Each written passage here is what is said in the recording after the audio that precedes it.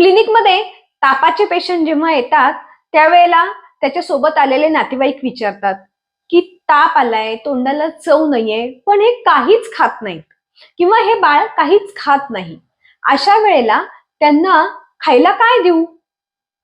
तर खरं तर तुम्हाला जेव्हा ताप आलेला असतो त्यावेळेला तो ताप तुमच्या शरीरामध्ये काही प्रमाणामध्ये आमसंचिती झालेली आहे किंवा कोणते तरी इन्फेक्शन झालेले आहे म्हणून आलेला असतो. अशा वेळेला आयुर्वेदामध्ये तापाची सगळ्यात महत्वाची ट्रीटमेंट काय सांगितलेली आहे माहितीये का? ज्वरम आदो लंघनम प्रोक्तम. म्हणजे तापाची सगळ्यात महत्वाची ट्रीटमेंट ही लंघन करणे ही सांगितलेली आहे. कारण लंघनामुळे तुमच्या शरीरामधील जे इन्फेक्शन झालेलं आहे किंवा जी आमसंचिती झालेली आहे ती कमी होते आणि ताप आपोआप कमी होतो. पण आपण ह्याच्या उलट करतो आणि पेशंटला जबरदस्तीने खाऊ घालतो.